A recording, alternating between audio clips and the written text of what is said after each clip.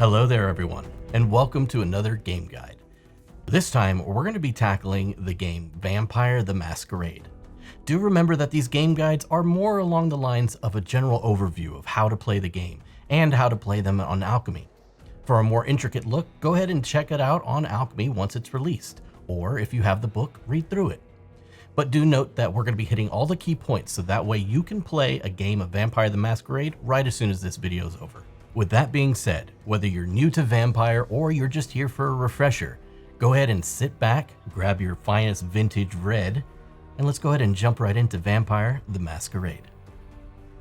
Right, so we're going to start off with this article. This article is going to teach us how to play the game in general, interspersed with the footage from actually how we implement it in Alchemy. And then about midway through this video, we're actually going to go ahead and jump in and we're going to talk about how to use it in Alchemy and how you can manipulate your character sheet and play the game.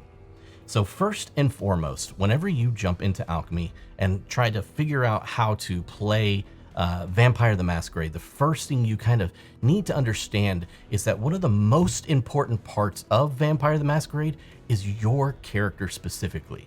Your character and the characters around you, your party or your coterie. So right here we talk about the kindred. The kindred are the vampires essentially that you are portraying within the game. Now, as you can see, the first thing here, it says that our sheets are similar to the ones in the book, but not exactly. So we're going to go ahead and once we get to that portion of the video, we'll go ahead and go step by step and tell you where and how you're going to go ahead and fill out those portions of it. And the first thing you'll see when you see our character sheets is, of course, your name. You just name yourself, but your clan. And your clan is pretty much how you are portrayed within this game. What kind of vampire are you? So you have vampires such as Bruja, Gangrel, Malkavian, Nosferatus, Toreador, Tremere, Ventru, Caitiffs, and Thinbloods. Each one of them portraying a different type of vampire, and it kind of just goes to tell you how you are going to be portrayed in the game and also how you can role play that character. Now, as you can see, the Bruja are more punk style characters, rebellious against the establishment. The Gangrel, they take on more animalistic features or traits. The Malkavians are known as the madmen or the lunatics or the jesters of the community, kind of lost their mind somewhere along the way. Nosferatu is more like the old school black and white vampire, very ugly, creepy, scary, sewer rats, that sort of thing. The Toreador, those are the very hedonistic, very rich and artistic divas of the vampire race. Then you have things like Tremere, who are more of along the lines of like warlocks and magic casters and power users. Then you have the Ventru, and the Ventru are like the warlords, the tyrants, the ones that are always in charge, the bosses, the CEOs, that kind of sort of thing. And then we kind of lead off into a bit of a weird category. A caitiff is more like somebody that is unwanted or clanless or loners, somebody that doesn't necessarily fit the mold of another type of vampire clan. And then lastly, we have the Thin Blood, and the Thin Blood is a very difficult class to pick and start off with, but basically they're called mistakes or weaklings because they have very, very little vampire blood actually running through them. The vitae in their body isn't strong. But they're also known as chameleons because they can take form of different clans and different powers and use different things that other clans can't. So it might be a way to kind of reach into the deeper crevices of the system itself. Now, next up, you have the concept, and your concept is kind of like, what do you do at night? What is your purpose? What does your day-to-day life look like, or night-to-night in this case? What do you do during the night? So, for instance, you could be a security guard, you could be a dancer, a singer, somebody that sings in lounges, or something like that. Basically, you kind of have to describe who your character is and what they are doing. Now, you can kind of wait to fill these in just as we go through, because once you start kind of digging into who your character is, that job title or that concept might come to you a little bit later. So coming down the line, we have what's called the Chronicle. And a chronicle is just a way of explaining or describing what your adventure would be called. So for instance, a lot of different adventures in Vampire the Masquerade are kind of prefaced by a city and then by night. So it could be Dallas by night, it could be San Antonio by night, it could be El Paso by night. Can you tell I'm a Texas boy? Either way, it could be anything like that, and it kind of just is a descriptor of where or what you are running. Then you have your predator, and your predator type is how you feed as a vampire. So there are different ways that your vampires take in the vitae, take in the blood from their victims. And that blood comes from different ways of managing it. So for instance, if you're an alley cat feeder, then you are going to feed under force or threat. You're going to threaten your victim before feeding on them. Things like a bagger, for instance, uses preserved or bagged blood, or perhaps even dead blood. A blood leech means that they feed on other vampires. Cleaver is that of somebody that feeds on their mortal friends and family that might still be alive. Consensualist means that they get blood from people who are willing to give them their blood. Farmer means that they feed off of animals. Osiris means that you are feeding from your cult that you've garnered, or a church or fans possibly. Sandman means you feed people that sleep at night. A scene queen means that you feed with a specific subculture. So for instance, let's say for instance, you are a part of a fan base or a group of people that enjoy a certain type of music, or maybe are a part of a following or a leading or something of somebody else's design. You feed off of people in that scene. And then lastly, we have the Siren, and the Siren is a person that feeds off of seduction and possibly even sex.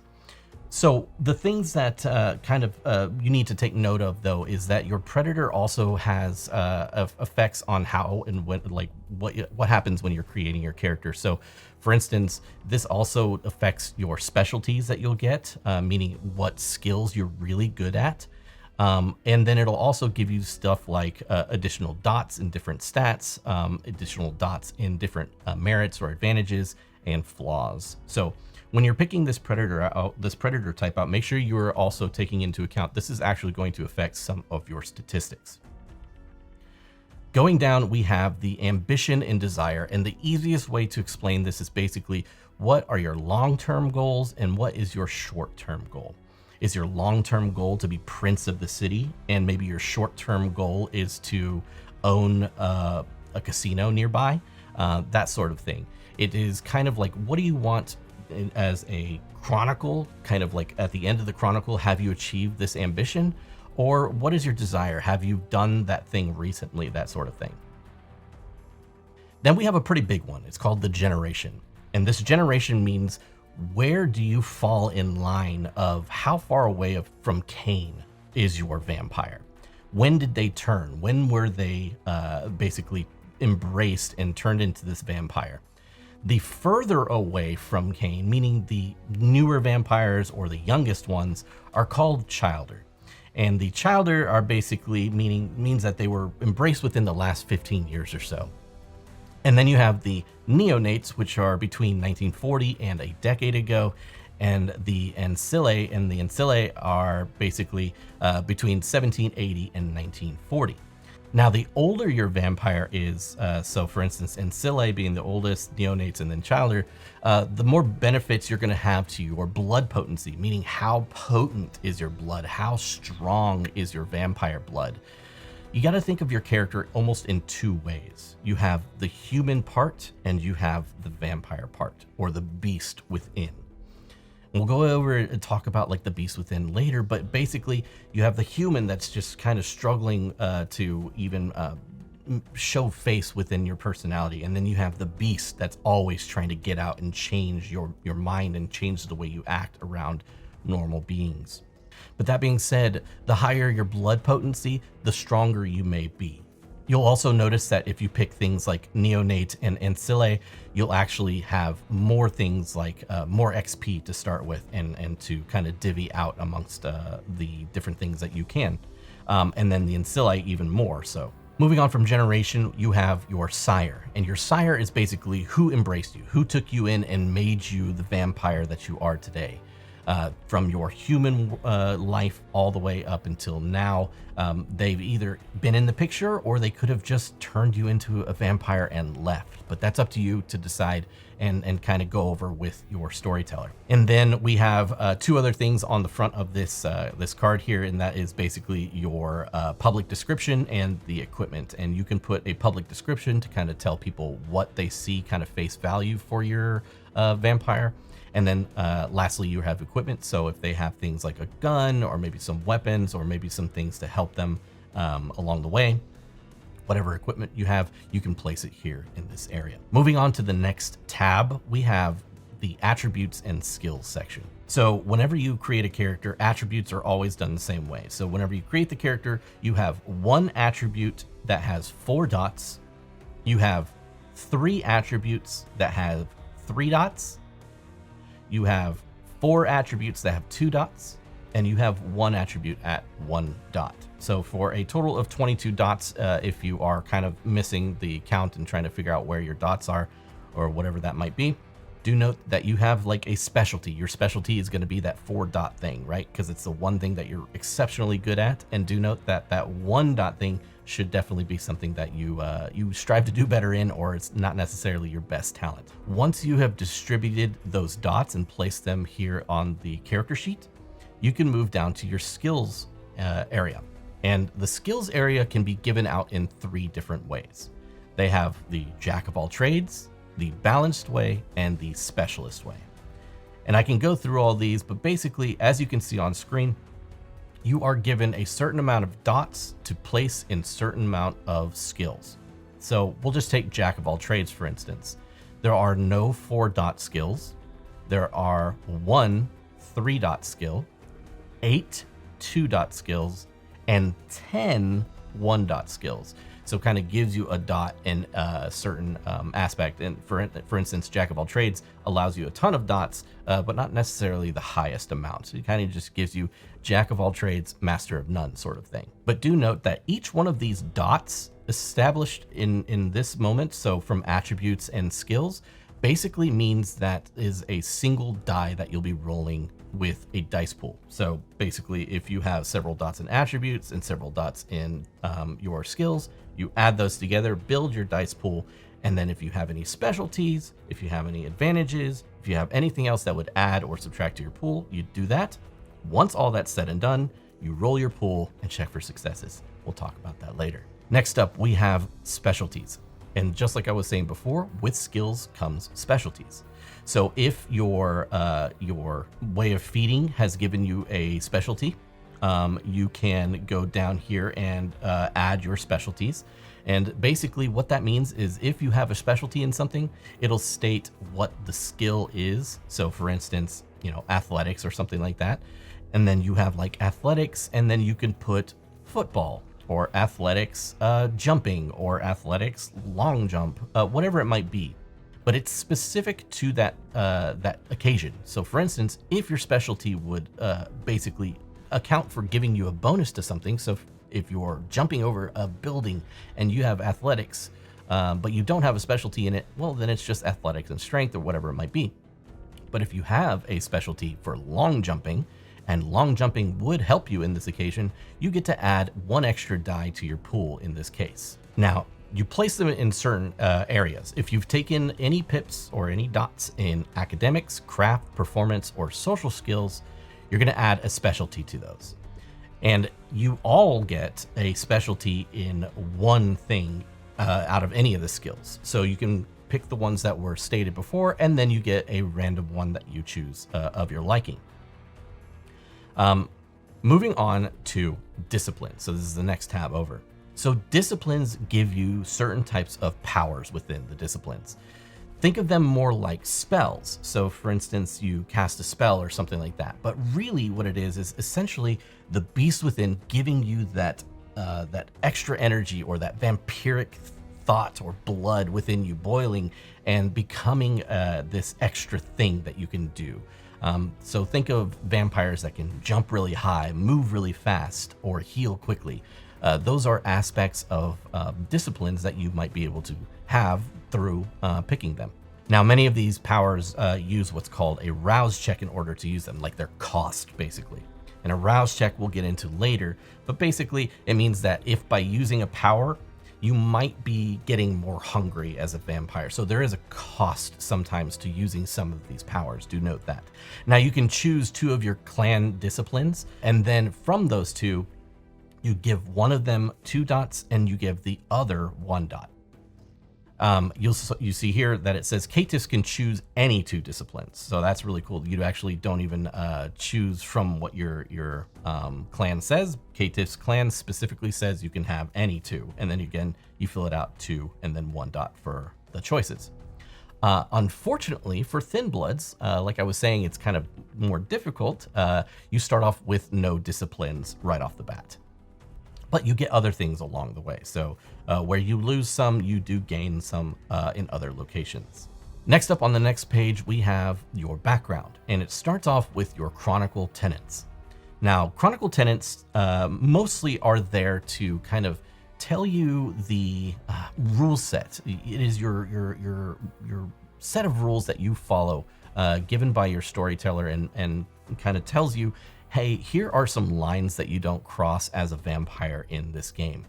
Examples would be, maybe you shouldn't leave any witnesses, or maybe you should always clean up after yourself. Don't kill the innocent. Maybe act like a person, not a beast, as much as you can. Don't cause any unnecessary suffering. These are things that will lead you away from your humanity, things that essentially make you more like the beast. And when you lose humanity in this game, you're essentially causing it to be more difficult to take on certain tasks as your character. So next up, you have your touchstones and convictions. And a touchstone is a living mortal that you can have some sort of close or important to your vampire or your character that represents a value or a moral that your vampire looks to achieve. Your conviction is that moral or that value. So for instance, if you have a touchstone, and let's say your touchstone is a bouncer that you have gotten to know because they work at the same club you do. The values that they may hold are something maybe like stand your ground, in the face of weakness. That could be your conviction that you hold. Do note that this is kind of specifically there for your storyteller to interpret and mess with your character in certain ways, because these things are important to you as a vampire and you don't want to lose them necessarily. So your storyteller might put them in danger or may take them away for a certain time. And this might affect the way you play your vampire, because that moral that they had or that conviction might get taken away or changed in a certain situation. Then nextly, you have your clan Bane, and this comes automatically with whatever clan you've chosen at the beginning of the character sheet here. This represents basically something that your clan is not necessarily that great with, or possibly has some sort of negative connotation with how they interact with the world. So this clan Bane you need to be careful with, because it's something that you should either, 1, be able to roleplay really well because you know what it is, or 2, be able to avoid it if you can at all costs. Then you have your advantages and merits. These are the advantages that you can have, essentially giving you bonuses to your dice pool. So at first you'll add 7 points to your advantages and take 2 points of flaws, in addition to the ones gained by choosing your predator type. Once you take those, they basically give you that number of dice back to a pool that you are rolling. So again, it's kind of like a specialty. So for instance, if this gets brought up in the situation and it has to do with the role you're partaking in, you can add certain dice to the roll. Now, just like you can add certain dice to the roll, you need to know that you also will be taking flaws, and those flaws will actually remove dice from the pool. So by adding the certain ones to your advantages and flaws, it's kind of building out your character again to be really specific what you're good at and what you might not be so good at. Flaws, on the other hand, they take more of a, I guess you could say like a backseat to things, or not necessarily active. So you could have something like maybe you have a follower or somebody that is on your trail. Somebody like maybe a vampire hunter, or possibly just a stalker, somebody that is getting more information on you than they should. This is a flaw that not necessarily you can control, but you can try to avoid at different times to make sure that you're not taking away from your dice pools when you're rolling. Now, again, note that thin bloods are a little different here, so you're going to choose between 1 to 3 thin blood merits and an equal amount of thin blood flaws here, specifically in order to get your advantages and your flaws taken care of. If you start off with Ancille, you're going to add 2 points in advantages and 2 points in flaws. So it's basically kind of like the more experience you've had, so you have gained more of the advantages, but also you've taken on a few more flaws along the way. So next up you have what is called lore sheets. Now you get to choose a lore sheet right up front, but you need to make sure that this lore sheet makes sense with the game that you're playing in accordance with your storyteller. So make sure that you're talking to your storyteller, going over what lore sheets might be beneficial to you or even acceptable within the game parameters. And then once you choose so, you can place points in these just like you could advantages. So for instance, if you pick a lore sheet and it gives you these abilities, you can place your points into these and be able to use those abilities just like you would an advantage within the game to give you extra dice in those situations.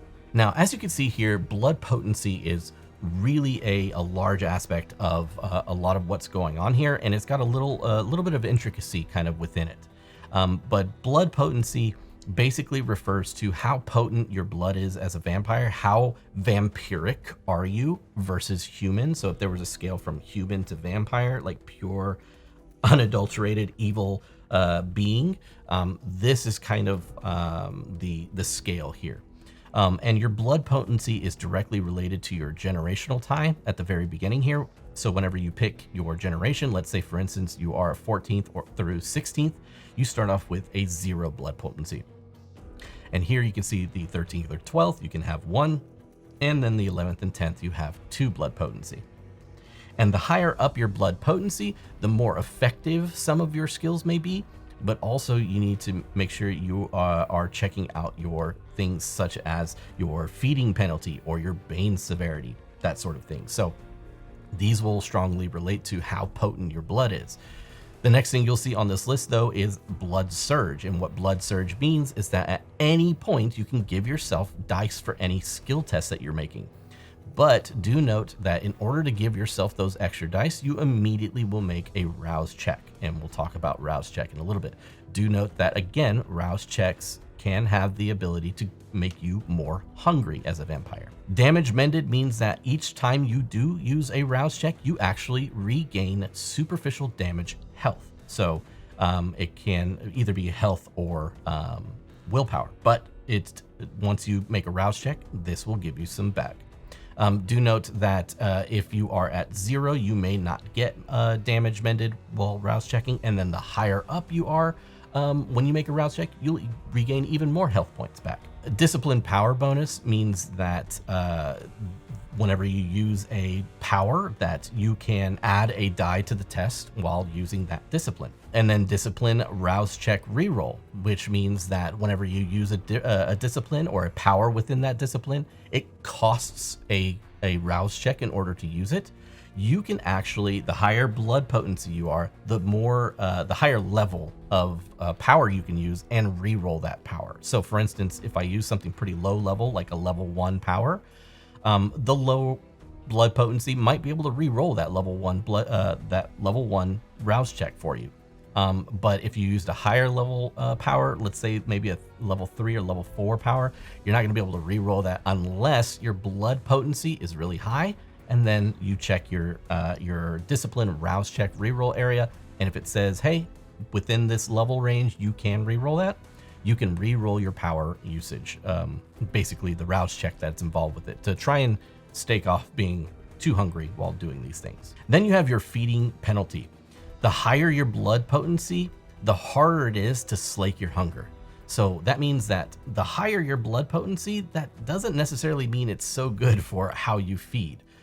The higher your blood potency, that means that you need more or different kind of feeding in order to really slake off those hunger bubbles, those ticks there. The lower end of things means that you can feed like normal and you won't have any kind of issues with feeding, and it'll actually take your hunger down so you're not so hungry. And then you have your Bane severity. If you read your Banes, a lot of them have a little thing that says, hey, at Bane severity this is how it affects it. So those two are completely related, your Bane severity and your actual clan Bane. And then last here on this list, you'll see Resonance. And this refers to the type of blood you've recently fed on, imparting a bonus die to that specific discipline until your next feeding. Sometimes in games, the ST will basically tell you, hey, the type of blood that you're about to feed on or the type of blood that you just fed on is this. And it's kind of just like how the person was feeling in the moment, or how, like, kind of the general overall vibe of that character. It will give you bonuses to certain disciplines. So for instance, if you feed on somebody that has melancholy in their blood, it might give you bonuses to your fortitude and obfuscate disciplines, so on and so forth, just giving you slight bonuses. And again, it's just an extra die whenever you use one of those disciplines for whatever reason. And then you have your background feature, and you can fill this in as you see fit. Next up, we have what's called the Mechanics tab, and this is kind of where a little bit of the number crunchy kind of stuff comes in. We do a lot of the math for you in terms of like getting it automated, or you taking the numbers down and everything like that. But this mostly has to do with trackers and labeling and stuff like that. But you will have to import your own willpower and health into this area, so that way you can make sure that you are currently at the statistic that you should be, or the tracking point that you should be. So for instance, willpower, in order to get your willpower that you start with, is your composure plus your resolve. So if you take those two stats, add them up, that's how much your max willpower is. For your maximum health, you take your stamina stat and then you add 3 to that, and that is your current health. So the next statistic you have here is hunger. And hunger is basically how hungry your vampire is for blood at the moment. The higher your the higher your hunger is, so for instance 1 through 5, because that's kind of the scale it goes through, the higher it is, the more you kind of become more animalistic. That beast is starting to come up and you're kind of just getting antsy. I need to feed, I need that blood. So you can kind of role play it that way. Do note that you can get down to 0 only if you actually, when you're feeding, you're at 1 and you feed some more and you kill that human that you're feeding on, you can then go down to 0. Do note that blood potency has a big effect here on your hunger. At hunger 5, if you happen to fail a rouse check, and the rouse check again is a roll that you make in order to see whether or not you get more hungry. If you're at hunger 5 and you fail it, so you would get more hungry, you go into what's called a frenzy, and the beast takes over until you've fed and have killed. So be careful while you are at 5 hunger, because this can take your character and the game to all new levels. So be careful. So the next one here is your humanity, and your humanity will automatically be placed at 7, but it is affected by it can be affected by the type of predator that you are. Now you will gain or lose humanity while playing, and a big aspect of this is by using your Chronicle Tenets, and your Chronicle Tenets will tell you, have you been doing the things that your storyteller and your coterie as a whole have come up with and followed those things? Are you kind of slating more towards the evil aspect of you, that monster, that beast within, or are you sliding more towards humanity and becoming more human-like? So this is kind of that scale. During gameplay, stains are gained, and they are basically saying you have stains on your humanity. Things are affecting them and could essentially become dire, and you would lose a point in humanity. In order to fully lose a point of humanity, at the end of a session, you're going to roll what's called a remorse test. And basically, those stains will start off on your right-hand side, and your humanity will start off on the left-hand side. If you have a humanity of, let's say, for instance, 6, and you gain 2 stains, you have a bar of 10 humanity, right? So if you have 6 over here and 2 over here, that means you should have 2 left in the middle that have been untouched. So your stains are moving in this way, your hunger is moving in this way, and you have empty spots in the middle. That means that you can roll at the end of the game 2 dice in order to try to reset your stains. If you roll those dice and you happen to not get any successes, then you will actually lose 1 humanity for the next game you play in. Now, 1 success will completely remove all stains from there, and you can never not roll any dice. So for instance, if you've gained enough stains and it meets up with your humanity, when you go to roll, you still can roll 1 of those dice, trying to remove the stains, of course. Now, when building a character, do note that experience, you get a little bit of extra experience depending on how old your character might be. So for instance, if you're a childer, you start with 0 extra experience points to use. Then you have neonates, which get the 15 points, and then the ancillae, which get an additional 35 points to spend during character creation. Impaired is one of the trackers here that we have. That just essentially means that at any point your storyteller tells you, hey, maybe you're impaired with your physical attributes. That means that at any time you use an ability within those physical attributes, you lose 2 dice in that area. So if you're impaired from your physical attributes, you lose 2 dice in the pool whenever you roll with that. And then if you want to create any additional actions, or if you have anything that you want to create specially for your game or anything like that, you can create actions within the character sheet here. So the last thing you're going to do before playing the game is you're going to create your coterie. This is the group of vampires you are currently working with. In one way or another, you are kind of grouped together. Now, you don't have to be all of the same clan necessarily, but it does help because obviously different clans might have different thought processes on how things are supposed to go down. You are going to start with 1 coterie point, basically per player. So each player you're playing with will get 1. If you have a smaller group, maybe you have 2 or 3 players, the storyteller can give you a couple points per player. That way it allows you to kind of build out your coterie a little bit more. You're going to add any unspent advantage dots that you had gotten before. So for instance, if you hadn't used any or all of your advantage dots, you can actually use them and kind of buff up your coterie during this portion. You're going to set up your hunting grounds or domain in the city. Basically, where are you allowed to feed? Where are you allowed to be within the city? You have to realize there are basically kind of areas of the city that you are allowed to go in and out of without kind of being harangued by other vampires, kind of territorially speaking. Then you go over to adding the dots to your coterie trait. So you're going to pick up different coterie traits, things that will help you as a group. And then you'll note that there are also flaws that you can take. Now, you have to agree as a group to take a flaw, but if you take a flaw, you can gain even more coterie dots to spend in this section.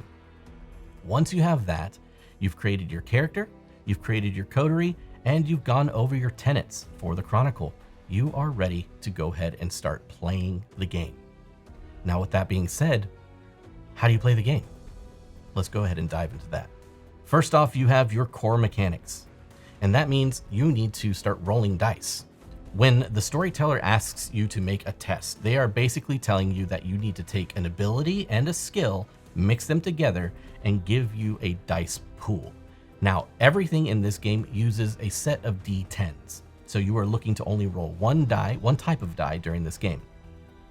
So once you get your ability dots and your skill dots that you have created your initial dice pool. Now, of course, things like specialties and or advantages or flaws, whatever might come into play to kind of adjust that dice pool up and down.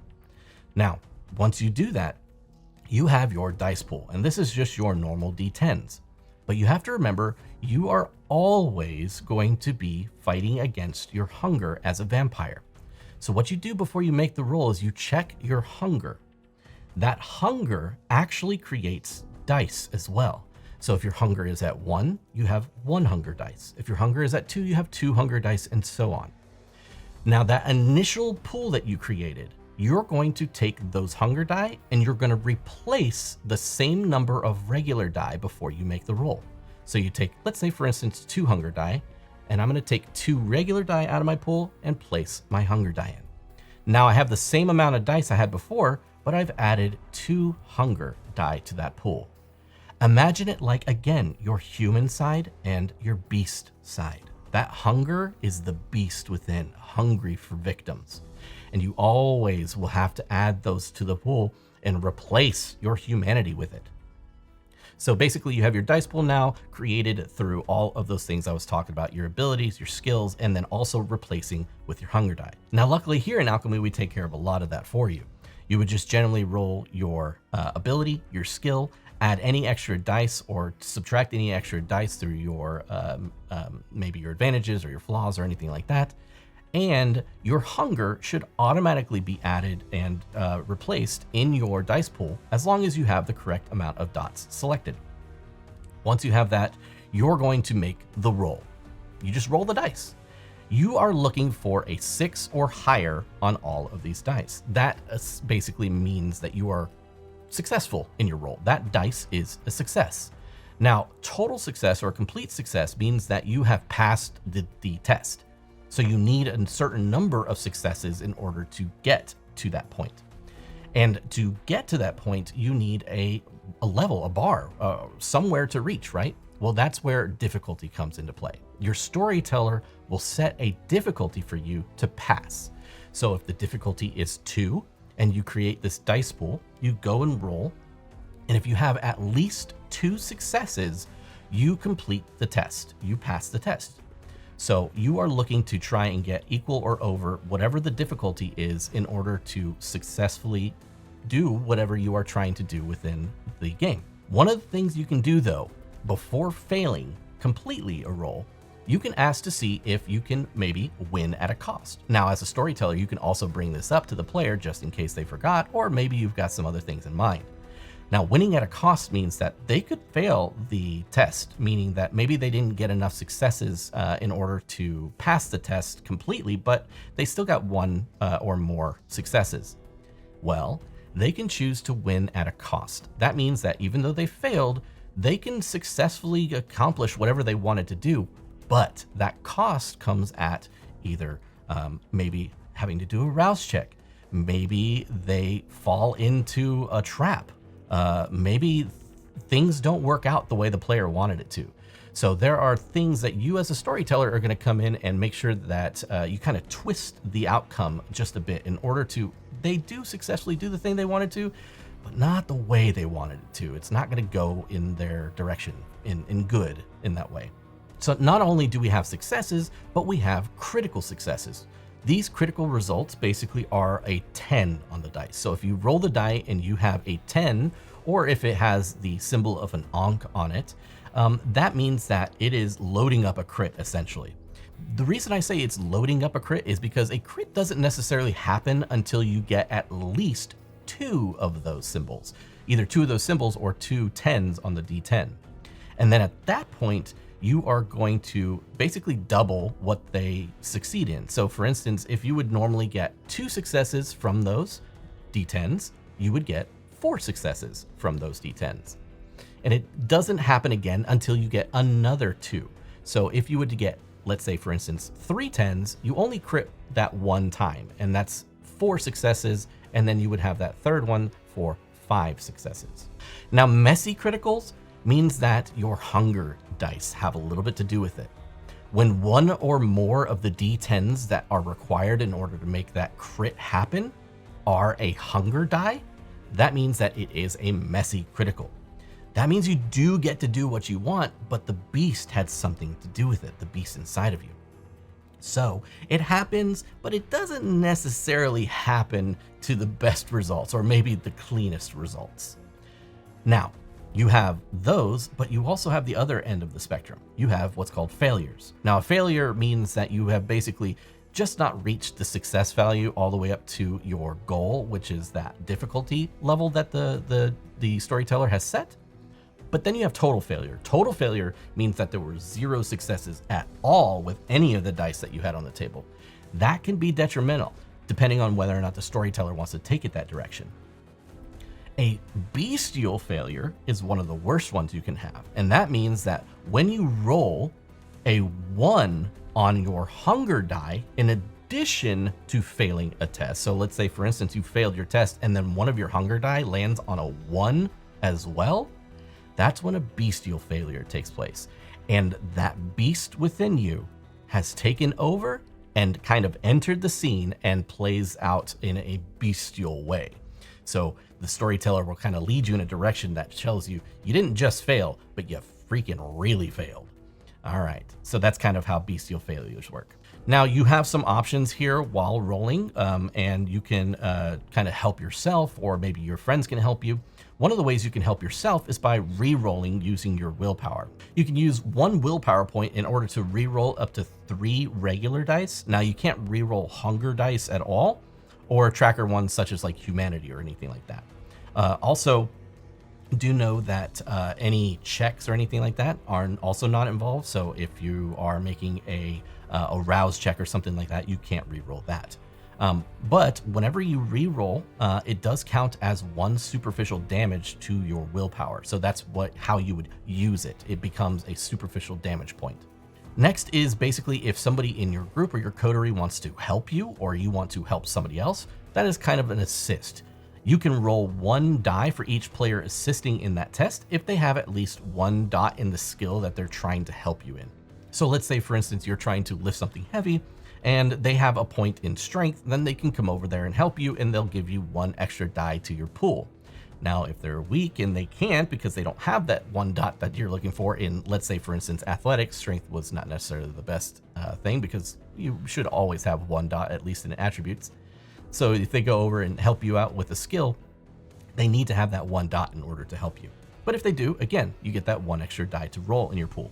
And then lastly is if anything is called a check in this game, for instance, a rouse check, you are going to be rolling a single d10, 1 d10. No matter how good you are or whatever you roll 1 d10. And that 1 d10, when you roll it, will either be a failure or a success. And again, like I said, a success is that 6 or above. Now, sometimes the getting a 10 on this has an effect depending on what the storyteller kind of wants, or in other books, there are even effects if you do a check and you get a 1 on them. So make sure you're checking out and making sure you're understanding what those values mean in a check, depending on what game you're playing and what the storyteller wants to put in their game. Now, what happens when you and your vampire friends come up against a foe in any way, shape, or form? It could be either combat, or it could be maybe you are going against somebody that is another vampire and you are having it out in a social conflict. Well, let's talk about the different ways that you can go about conflict, starting off with whenever you go into turn order, essentially how or who takes their turn first. Well, in the book, it's described as certain aspects kind of go first. The first one being if you are in close combat between 2 engaged people already, meaning that you are already fighting with somebody, you're always going to go first. If you are in like hand-to-hand combat with somebody, you're fighting them and you are already fighting them when combat starts or the conflict starts, you're going to go first. The next people that go up are people in ranged combat. Then after that, you have newly initiated physical contact, or combat. So maybe they, heard the fight start and they're like, oh man, and then they rush into combat. They're going to go third. And then you have everything else. So basically, if you want to dive behind cover, or if you're not dealing with another individual, either be it ranged or close combat, whatever it might be, then that's where you're going to sit. Now, if you are tied for whatever reason, or there's multiple people in there, you can have it resolved by their dexterity plus their wits, and whoever has the most there will go first. Now, normally conflict means that it is a contest between 2 people. So for instance, if you are fighting another vampire, it's you against that vampire. They will make their rolls and you will make your rolls, and then you will combine and see who has more successes in their pools. The people who have more successes will either cause damage, or they will be able to kind of take advantage of the situation, or whatever it might be. But you've won the contest if you have more successes than the other person. And the gap essentially between the number of successes. So for instance, if I had 4 successes and they had 6 successes, they have a gap of 2 successes over me because they had 5 and 6. That means that's how much damage they're going to end up doing to me. So that is essentially how damage works, but we'll get into damage here in just a second. Let's talk about 3 turns and out. 3 turns and out is the suggested way to run combat. Now you can run combat until everybody is at 0. Maybe their health is down to 0, willpower down to whatever it might be. You can run combat that way, but it's not necessarily suggested to. What they suggest is that you should be able to get in and out of conflicts within 3 turns. And if you can basically kind of warp combat in order to fit that narrative, you can kind of push forward without losing your momentum within a scene or anything like that. So there are different ways to allow this to happen. Basically, there's ways that they suggest that say, allow the players or NPCs to roll one last time to determine the course of the fight. Maybe if NPCs have taken more losses overall, they just break off the fight overall. If the players have won more contests or have taken less aggravated damage, maybe just have them be victorious and kind of deal with the scene that way. Maybe you can just change the situation. Maybe somebody comes in or something happens that stops the conflict from happening, or maybe starts a new conflict. Or lastly, you can do what they call one roll conflict. And that means that the storyteller will set a difficulty and the players will need to beat it in order to win the conflict, either via that person that they're fighting or the conflict in general.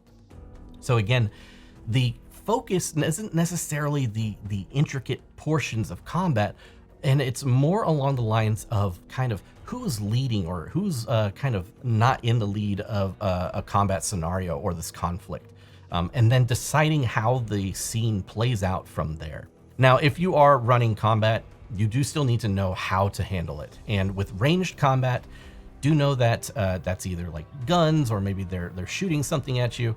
If you are a defender, you're going to be rolling things such as like dexterity and athletics and things like that. And do note that if you don't have any cover whatsoever, you're actually going to take -2 to that roll, -2 dice to that roll, because you are just kind of out in the open and taking the shots.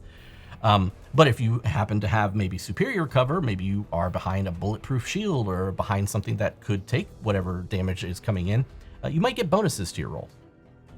Now, the shooter is going to be rolling stuff like composure and firearms to get those shots out there. If you are in hand-to-hand, most of the time you're going to be rolling something like strength and brawling. If you are getting attacked, you can roll things like dodge. And if you are dodging, you're going to roll dexterity and athletics to defend it. Now, if you are rolling, let's say, for instance, dexterity and athletics against somebody that's attacking you, a defensive move that you're using against their offensive move, even if you have a number of dice over theirs by succeeding, you're actually still not going to, it's just going to negate any kind of damage. It just means that they don't damage you. You don't end up damaging them from doing a defensive move. So make sure you're taking into account that. Now, what happens if you are fighting multiple opponents? Maybe you are fighting against multiple opponents, or maybe you have multiple opponents against one person. Well, if you are defending against multiple people, you're going to lose 1 die in the pool for each time an opponent faces you that turn. So basically, it means that if you are rolling against a bunch of shooting people, you have dexterity and athletics that you're using to dodge out of the way. Well, the first shot will just use your dexterity and athletics. Then the second guy shooting at you will use dexterity and athletics -1 die.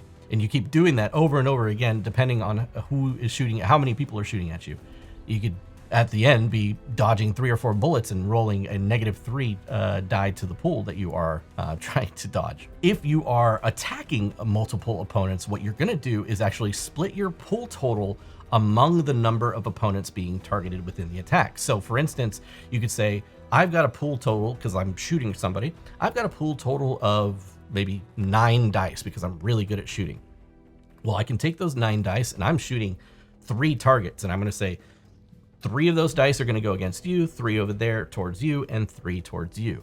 And you can kind of split those dice up amongst the people that you are shooting. And by saying I got 3 on each of those people, then you roll each pool individually to see if you have successes against the people you're attacking. So you can see that it's taking your I'm very good aspect and splitting it amongst those 3 people, and you're not so good anymore because you have kind of taken your attention away from that one person.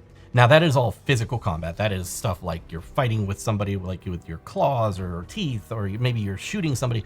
But what happens if you are in a social conflict? Maybe something against another vampire, or maybe you're trying to persuade your way into some place, whatever it might be. It might call for things such as like a charisma persuasion test, or even a manipulation etiquette test. And those things might affect, your standing, or maybe your willpower, things like that, versus your actual health pool. Now, speaking of taking damage, those health pools, you actually have two that you kind of have control over here in Vampire. You have your physical and social, essentially, which is your health and your willpower. Now, either way the conflict goes, somebody's going to be doing something better than the other, right? Because you're always going to be going up against somebody else. And that difference is going to cause damage. Now, whether it's to willpower or to health depends on how, that fight is going on, that conflict is going on. There are additional ways that, additional points of damage that can be dealt out depending on what the attacker is actually using, or maybe even your surroundings. So if you're using a gun, make sure you're checking out the damage rating of the weapon that you're using. The damage rating means that even though you may have only had one success over them, that means that it's 1 damage. The damage rating of the weapon might be 2. So instead of it taking 1 damage, they take 3 total health damage. So make sure you're checking that damage rating. Now, in order to get bonus damage in a social situation, it depends on who's around you. Now, maybe your coterie is around you and you don't want to kind of mess up whatever you're talking about around people that you trust. Or maybe you are in front of the prince themselves and you are trying to either lie your way out of something, or you're trying to defend your coterie because they believe something else. Whatever it might be, that failure that you have, depending on how far your willpower is against it, could also be added to through the storyteller. The storyteller can say, hey, that was a really, really bad one because you just lied in front of the prince. We're going to go ahead and add 2 more damage to your willpower. So be careful when you are in situations that could be very tense. That will add additional damage to your willpower rolls. Now, when it comes to damage, even though we have the health and willpower, we actually have 2 types of damage within each of those. We have what are called the superficial damage, and we have aggravated damage. Superficial is usually what you take first, and then aggravated later, because superficial is something that you can either heal away really quickly, or it's not so bad, and then aggravated is something that either needs immediate attention or it's going to hurt for a longer time. Now, superficial for humans is a little bit different, because for humans, things like non-lethal weapons, like baseball bats, maybe something like that, that is something that they can take a hit and keep going. Vampires, on the other hand, can take standard weapon damage. They can get shot, and it's not so bad. You can heal that off, no problem. But do note that that is physical and superficial damage. And social superficial damage can come from being maybe embarrassed, or maybe you have a bruised ego from whatever you were talking about, and it just doesn't last that long after that encounter. You can say it was superficial damage. Maybe it hurt for a little bit and you're kind of having to get over it, or maybe you're having to convince somebody it wasn't that bad. That's more superficial social damage. Aggravated, on the other hand, are 2 different things for, again, humans and for vampires. Sharp and piercing weapons can cause really bad aggravated damage. Things like a knife can really mess a human up. On the other hand, only things like fire, sunlight, or maybe even like a creature's claws can really aggravate damage a vampire. But when you're talking about social, revealing secrets about the target, or attacks from really close friends or trusted figures, those are really going to lay into your social aspect. So if you are really doing an important social combat, make sure you're careful, because those could lead to aggravated damage. Now, what's the difference between aggravated and superficial? That just essentially means how you go about healing those things in different ways. So we're going to get to healing in a little bit. Now, we need to talk about Torpor and Final Death. And Torpor, basically what that means is that you have reached a point of 0 in your health or 0 in your willpower, and you've kind of become a husk of a creature. You look shriveled in appearance, and you cannot use your disciplines or react to any stimuli whatsoever.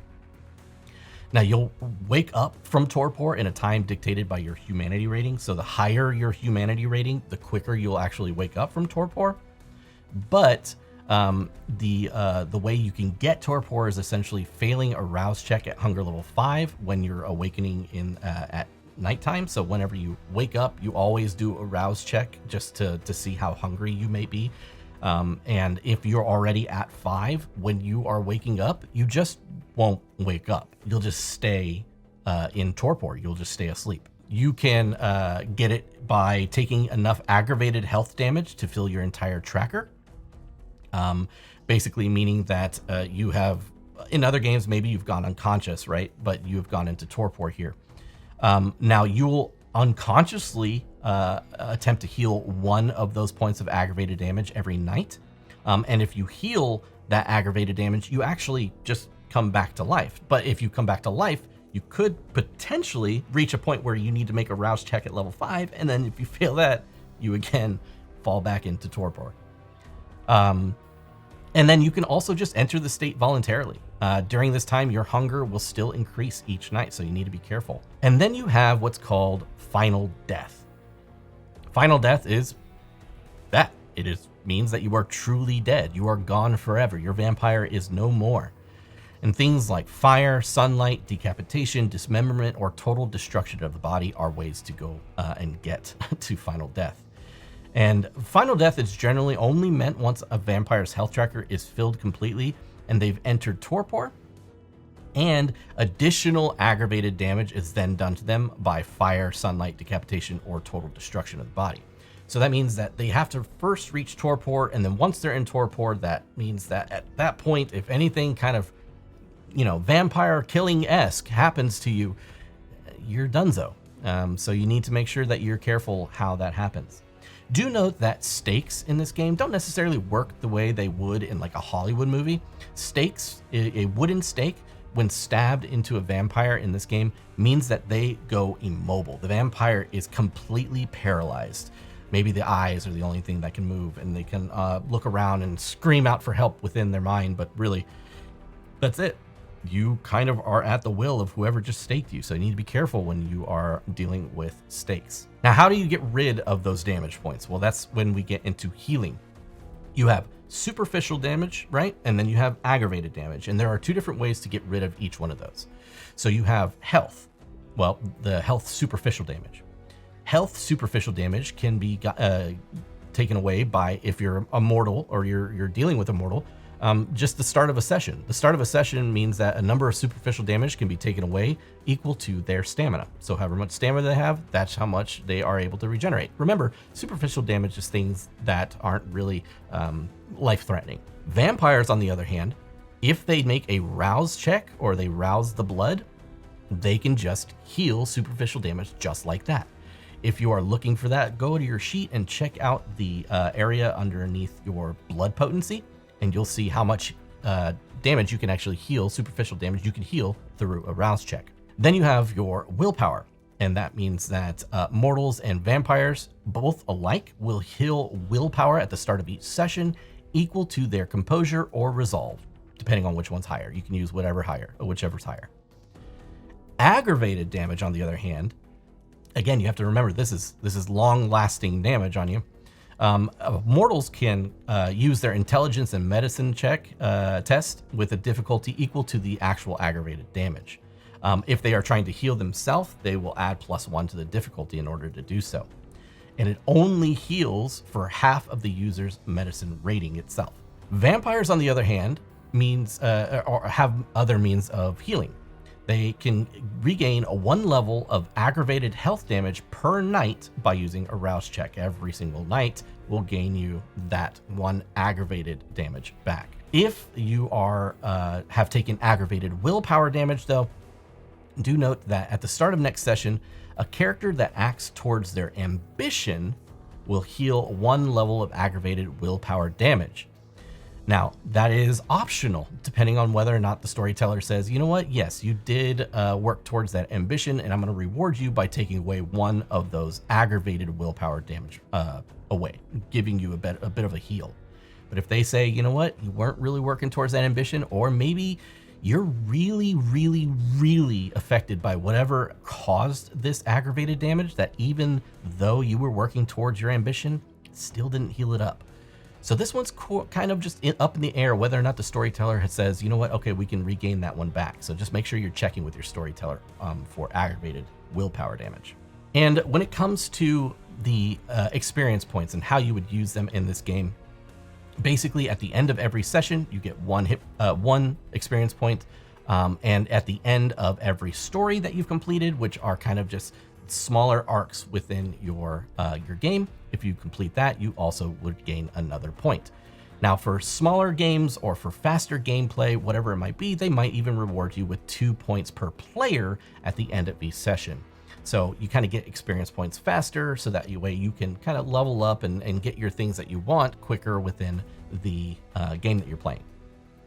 And as you can see here on this table, there are many ways that you can spend those experience points. If you want to increase your attributes, skill, maybe you want a new specialty, your clan discipline, maybe you want some other clan discipline, your a caitiff discipline in itself has its own number of experience points that you need.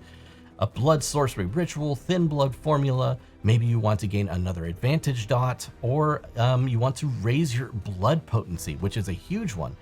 But as you can see, it costs a lot of experience points in order to get to that. The experience points are spent at the end of each session. That way, whenever you start your new session, you are refreshed and or, leveled up from where you were before. Now, if you are just a player, that should be more than enough to jump into a game and understand the basic rules of how to play Vampire the Masquerade. That being said, if you're a storyteller, stick around for a couple more minutes and we'll talk about a few things that may be a little bit different, and or maybe just some advice that I can give you that might help you in running your games. Now, really quick, there are 4 types of NPCs in this game, mostly other than their character sheets differing. There's not too much that differs about them. They're run pretty much like player characters when it comes to their dice pools that they build out, but there's some differences.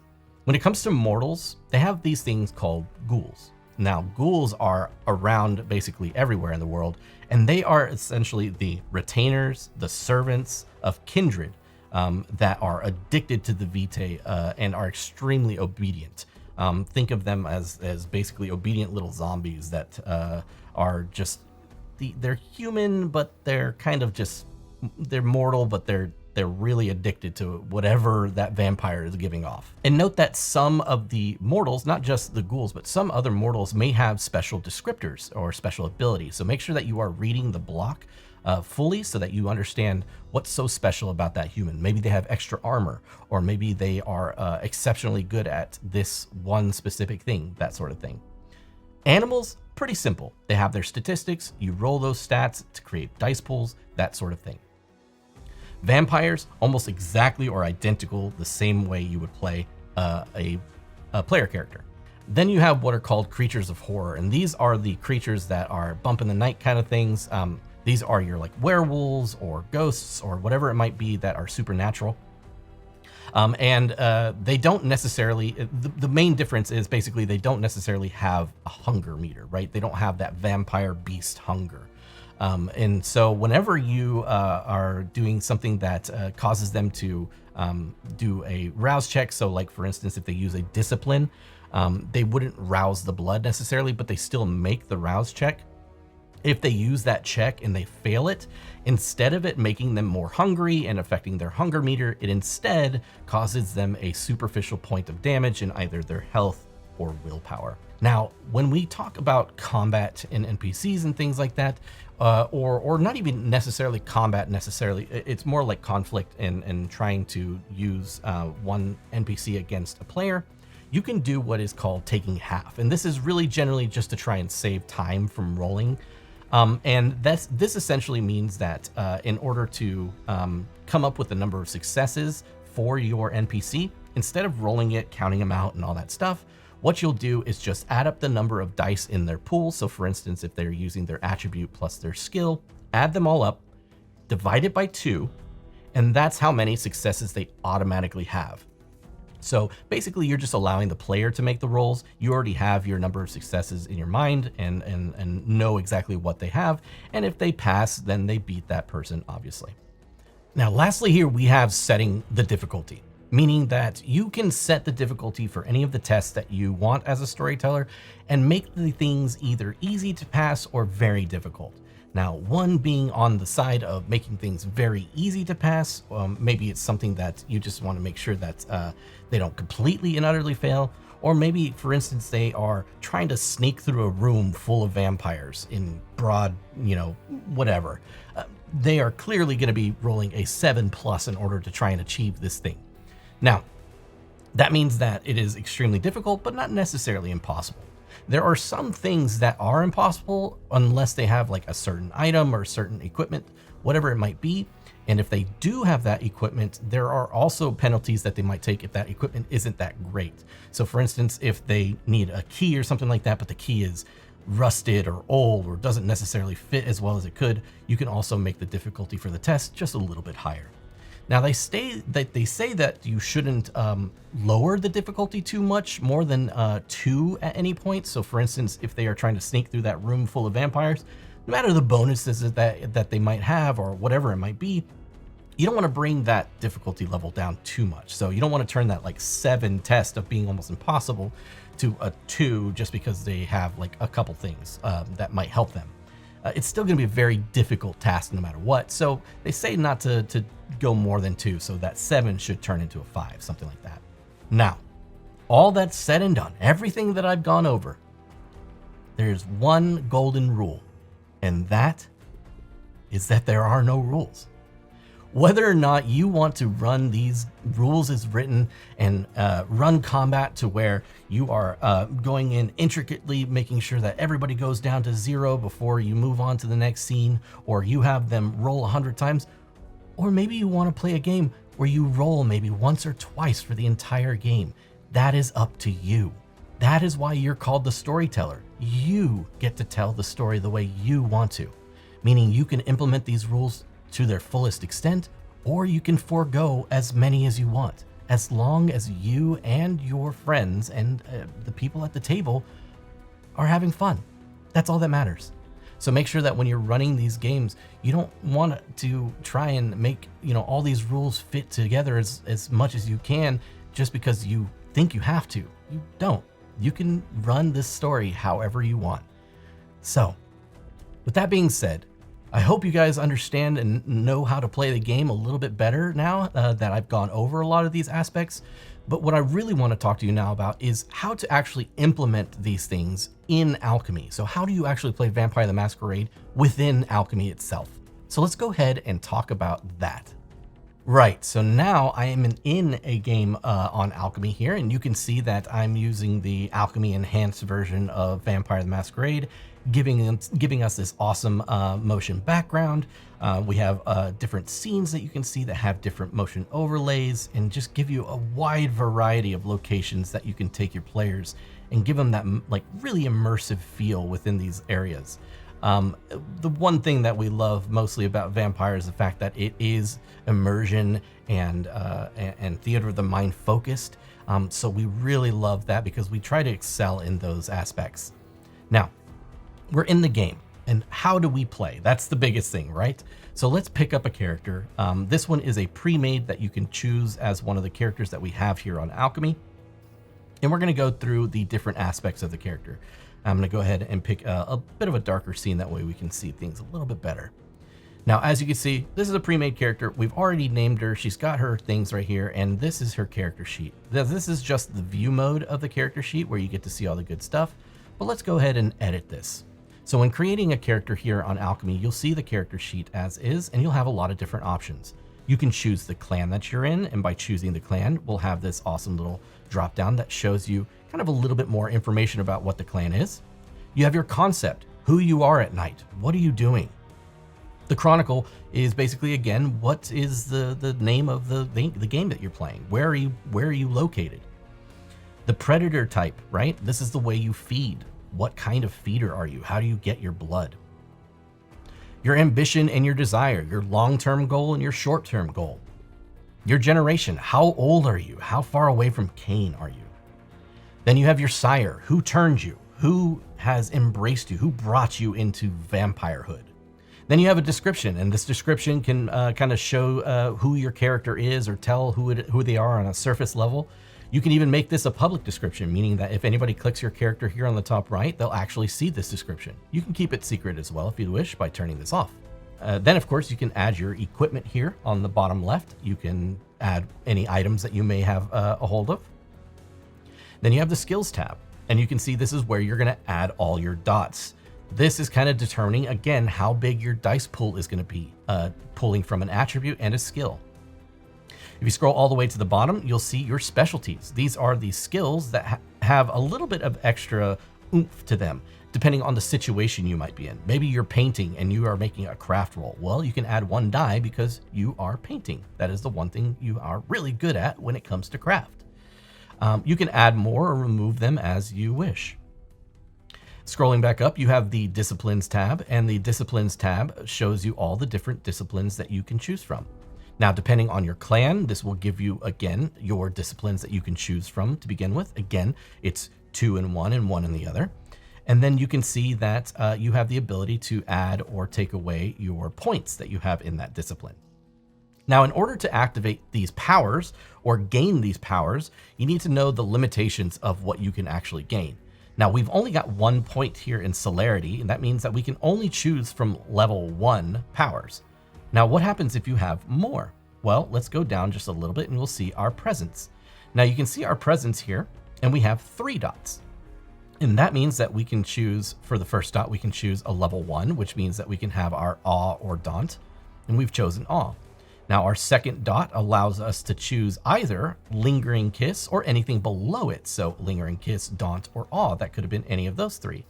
And then our third dot means that we can choose level 3 or below. So we have the Entrancement, but we could have picked Dread Gaze, Lingering Kiss, Daunt, or Awe, whatever we don't have access to just yet.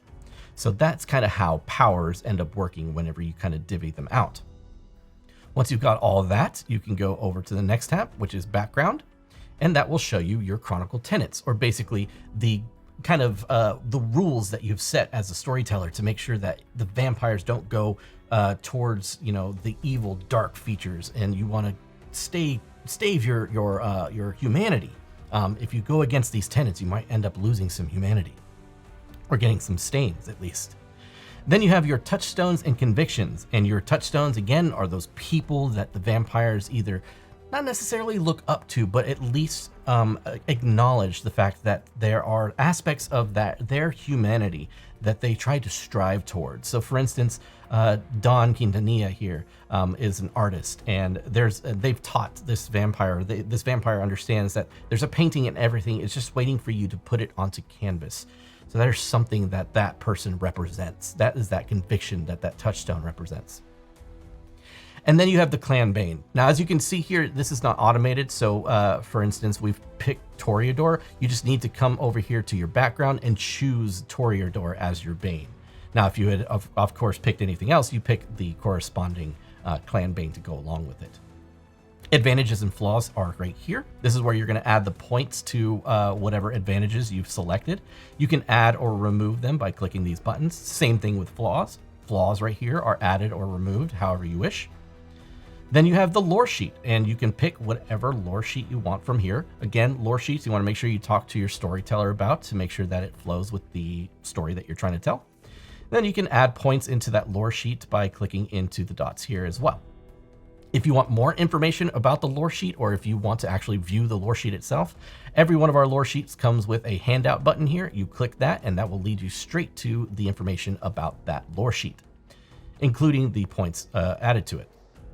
Blood potency is displayed right here. You can select your level of blood potency. And as you can see, it's not automated in the way that if I click here, it will update everything. But what you can do is you can see that I've gone from 3 to 2. So all you need to do is click into these next 6 things, because blood potency affects all 6 of these aspects. I can go in here and I can say, oh, I'm at blood potency 2. So right here, this little 2 on the left. Click on that, and I'm going to bring all my blood potencies to that same 2. And by doing that, it will basically describe what my blood potency allows me to do as a character. So now it says I can add 2 dice at any time while making a rouse check to make sure that I can just, my blood can surge. Maybe I heal 2 points of superficial damage every time I use a rouse check. I can add 1 die to my discipline powers. I have the ability to re-roll level 1 discipline powers. So if I have a power that has me roll a rouse check at level 1, I can re-roll that one. But if I have a level 2 power and it allows me to roll a rouse check or tells me to roll a rouse check, I can't re-roll that one because my blood potency isn't high enough. My feeding penalty and my Bane severity are the 2 negative things that come with this. Now, the higher my blood potency means that I can only start taking in blood from certain aspects. Otherwise, my hunger won't be satiated. So right now at blood potency 2 means that animal and bag blood, I only take I only slake half of the hunger that I normally would from those things. It goes down even worse as you get higher and higher as your blood potency gets higher and higher. Your Bane severity, again, reflects directly into your clan's Bane. So if you go into your clan's Bane, you'll see, for instance, this one takes a penalty equal to their Bane severity when using disciplines. So if you go over here, you see my Bane severity is 2, so therefore I lose that 2 die.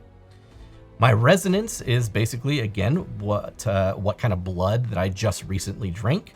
If my storyteller gives me one, I can click on it and it will basically say, hey, you have a bonus to these types of disciplines whenever you roll. You get that plus 1 die. Your background is depicting whatever you want it to. Your true age, your apparent age, your date of birth, the date of death, when were you turned, when were you embraced? How do you look? What's your appearance? Maybe do you have any distinguishing features that kind of tell you or tell others what clan you might be in? What is the history of your character? What have they been through? That kind of stuff can be put into background. Last one we have here on the character sheet is the mechanics. You have your willpower and your health. If you hit these little edit buttons, you can see we can set our maximum values for both of these. These are the 2 trackers, our 2 main trackers that you'll see in the center of our screen while we're playing.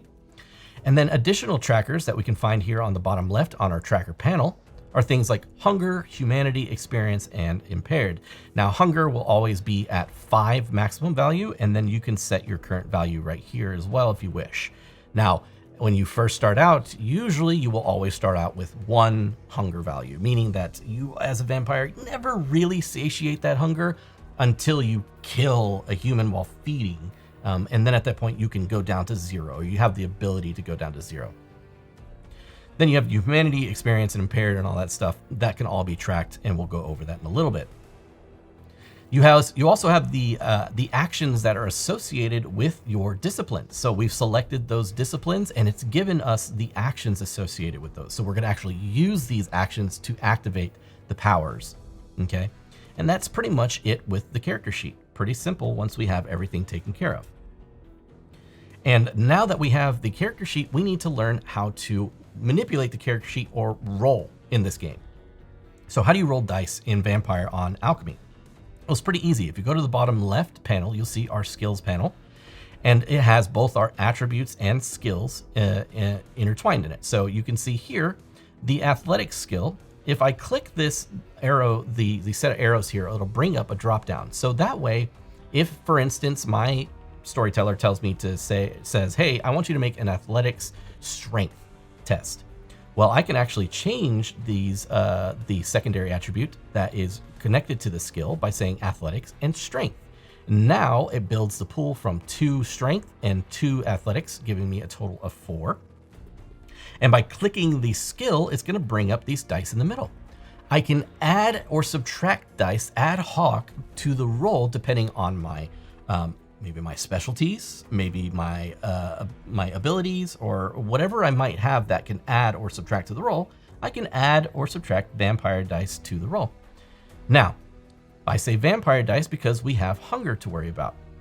Don't forget that your hunger can be set here in your tracker. This will actually add or subtract hunger dice to your roll automatically for you, so you don't need to worry about it. Right, now that we have everything set up, we have 2 dice for athletics, we have 2 dice for strength, and we have 2 random dice. Again, maybe 1 for help or 1 for an ability that we have, or specialty. And our tracker says that our hunger is set to 1. So we should have 6 total dice right here, and one of those 6 dice is going to be a hunger die. Now, when we click to roll, a pop-up will appear and it'll say, hey, what's the difficulty of the test? That's what you get from your storyteller. They're going to tell you, hey, the difficulty is this. So for instance, maybe we'll have the storyteller tell us, hey, it's a 2. And when we roll it, as you can see here, we have a total number of failures and successes on the dice. Now our target was 2 and we got 3 successes on the dice. That means that we have a successful test. We did it. We got over that 2 that we needed. Now, as you can see, the die here are going to be your regular die. These are the ones that are added in the pool. The vampire die comes directly from your statistics, and the hunger die here is coming from your hunger as the vampire. Each one of these are added once because they are just simply anything above a 6. But if they were a 10 or above, they would, if they were a 10 and then multiple of those 10s, they would calculate the correct number of successes due to a critical roll. So with that in tow, we basically have everything we need to make rolls however you wish here in the platform. You can see here, next up, we have the disciplines, and we have the powers associated with those disciplines. In order to do that, you basically use it just like you would a regular roll. You can add dice if you need to, if you'd like to the roll, but we're just going to go ahead and roll the power as is. Now, some of them are just usable because they are just genuinely given to you at no cost to you. So they don't require a rouse check, and they don't require maybe a roll in order to use successfully. So something like Cat's Grace, that's just automatically given to you, and you automatically get this. But things, for instance, like entrancement, that does require stuff. So as you can see here, we have our card that we just rolled, and you can see that it's made the initial roll to see if the power actually went through. Then in this roll, you need a defender to actually roll against that to see if you can actually entrance them. And then lastly, we have the rouse check, and the rouse check is the cost of the power, and that is automatically rolled as well. And as you can see, we successfully roused the blood, meaning that we don't have to take an extra hunger in order to use that power. And the last tab we have over here is the trackers tab. And as you can see, the top of it has the hunger. You can raise your hunger or lower your hunger by clicking into it. But then you have humanity, and your humanity is set right here in 2 states. You have the humanity that you have, and then if you click it once, you'll see that it makes a line, and that kind of represents your stains, right, as you take them. So as you take stains, you're going to go from the right-hand side versus the left-hand side, and you go ahead and take your stains. So let's say, for instance, I took 3 stains this game, and I have 5 humanity. Well, I have 2 that are not either stained or humanity based, and they are just kind of empty. That means that's how many dice that I need to roll at the end of my session in order to try and get rid of these stains. And if I do get rid of my stains, I can easily adjust my humanity to exactly what it would be. Now, if I lost my humanity, I would unfortunately have to take away 1 of my humanity points and get it back down to 4. So you can adjust it as such. Experience points, that's basically just a tracker to keep track of how many experience you have over the course of however many games you want to play. And then you have your impaired area. You can click on one of these. This will tell you that your physical abilities will have a -2 to the dice roll until you fix your impairment. So in order to adjust your health and willpower, you have these 2 little panels right here in the center. And by clicking in them, you'll see the max value, for instance, we set for this one is 5, and the willpower is 4.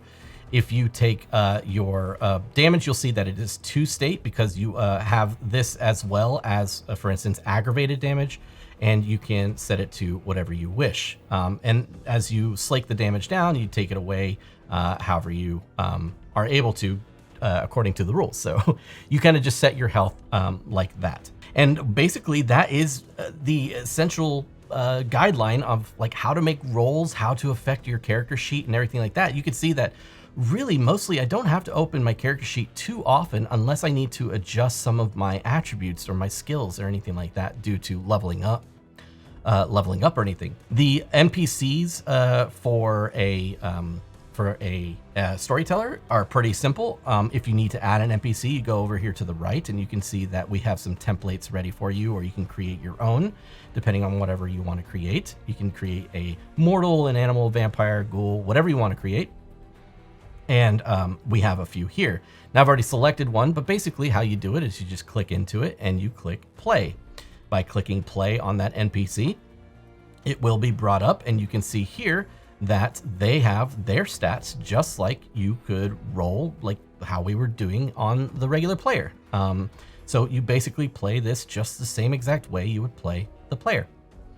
The health and willpower are dealt with the same exact way, so on and so forth. So you can see it's pretty simple to actually manipulate the different character sheets. So as a storyteller, you have your scenes. You have, for instance, if you want to, I know it doesn't call for maps too often, but let's say, for instance, you want to use a tactical map, you can add a tactical map to a scene. You can right-click a character. You can create a token, place it on the scene. That way you kind of know positionally where things might be. You have all those abilities just like that. Now going back over here to the Coterie, you'll see all your people here online, if they are online, who you need to invite if you need to add players. And then you have things like the story where you can place all your notes or however you want to run your game. You have things like your tools here, which are either trackers or actions that you have attached to you as a GM. And then on the right-hand side, you have your handouts that you can right-click and share to the party as you wish.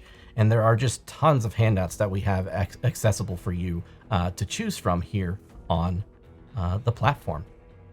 So with that, we pretty much have everything you need in order to play a game of Vampire the Masquerade here on Alchemy. I hope you guys got something out of it. We kind of went over everything you need to know, just kind of from the basics all the way into actually implementing those actions here on the platform. I do hope that you come back for another game guide in the future. Subscribe to the channel so you know next time we upload another video. Like the video to let us know that you liked it, and that's pretty much it. Thank you so much for joining me, and I will see you on the next one. Bye, everybody.